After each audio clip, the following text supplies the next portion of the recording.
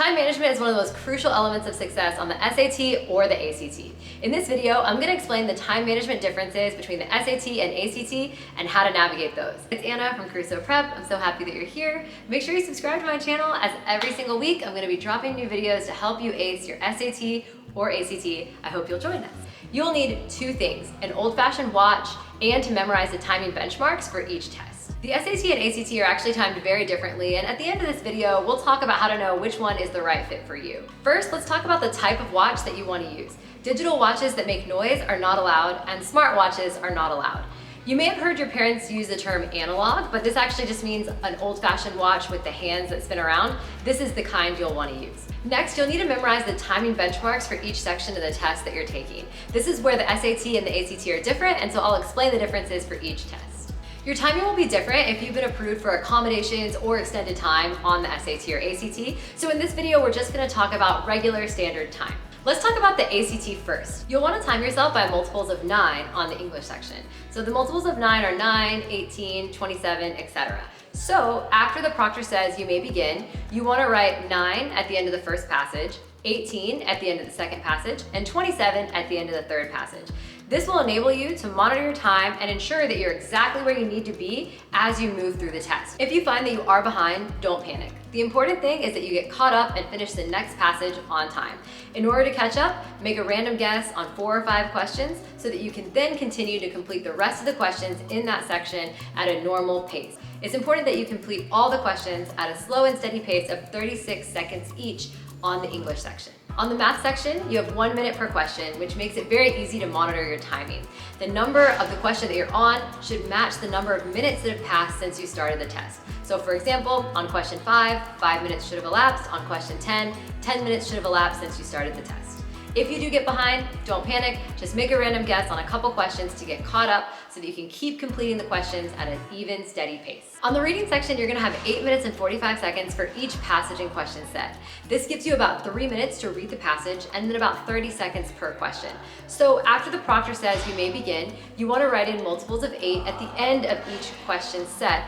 So 8 on the first, 16 after the second, and 24 after the third. This will help you ensure that you're right on time as you move through the reading section. When they say you have 5 minutes remaining at the end of the reading section, you should just be starting the questions for the last passage. So don't panic. It might seem stressful to have only 5 minutes to complete the last set of questions, but this is normal and this means you're right on time. A lot of students make the mistake of spending more than 3 minutes to read the passage. Sometimes they'll spend 5 or 6 minutes reading the passage, which causes them to have to rush through the questions in like 10 seconds each. This is way too fast. You want to make sure that you're not spending longer than 3.5 minutes to read the passage, because this will allow you to have 30 seconds to answer each reading question, which will be enough time to apply the strategies and get down to the right answer.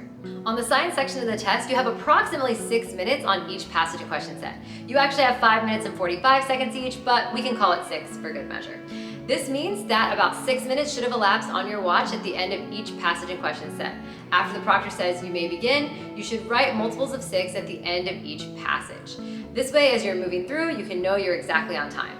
You have about 52 seconds on each question on the science section. So although it may seem like these questions are challenging, remember you do have almost a full minute on each question. If you get behind, don't panic. You just want to guess on a few questions so that you can get caught back up and get back on track with your timing at the end of that passage and question set. But let's talk about the SAT.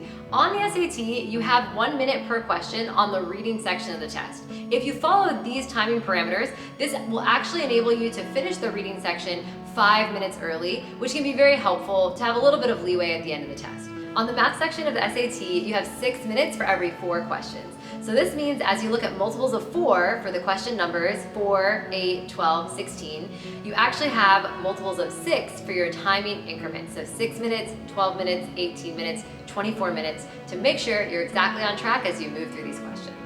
When it comes to deciding which test is best for you, here are a few things you can consider. You have to move pretty quickly through the reading and English questions on the ACT. You have 36 seconds for each English question and only 30 seconds for each reading question on the ACT. The questions are simpler, but you have to do them faster. On the SAT, you actually have a full minute on each reading question, giving you a little bit more time to perform your analysis. The rules are a little bit more complex, but you do have more time to apply them. On the math section of the ACT, you have 1 minute per question. The questions are a little bit easier, a little bit more straightforward, but you do have to do them a little bit faster. On the SAT, you have 90 seconds for each math question. Some of the questions are misleading. Remember, they have the experimental questions that don't count towards your score and sometimes have no correct answer or are pretty confusing, but you will have more time on each question on the math section of the SAT. So if overall you prefer a simpler, more straightforward, fast-paced test, the ACT is the best choice for you. On the other hand, if you're a more slow, methodical thinker and you prefer to have more time on each question, the SAT might be the best fit for you. Timing aside, these are also some noteworthy differences. There's no science section on the SAT, so if you prefer to omit that section, the SAT might be the best fit for you. Another thing to be aware of is that on the SAT, your math score will be half of your score, whereas on the ACT, your math score is only 25% of your score. So if you really enjoy math and you're a math rock star, the SAT will give you the best opportunity to show off your math skills and earn the most points for the knowledge that you have. Whether you decide to choose the SAT or the ACT, your percentile rankings are likely to be pretty similar, so it's not a choice to get really stressed out about. However, you can definitely optimize your chances for success by memorizing the time management benchmarks so that you will not feel panicked on test day. You can feel calm and prepared as you move through each section of the test with confidence. If you found this video helpful, please subscribe to my channel so you can be updated on all the additional content that I'm going to be creating to help you succeed on the SAT or ACT. Also, head over to my website, carusoprep.com, where you can subscribe to my email list to receive a free cheat sheet of all the grammar rules you'll need to learn and be notified of all the additional free resources that I'll be creating to help you succeed.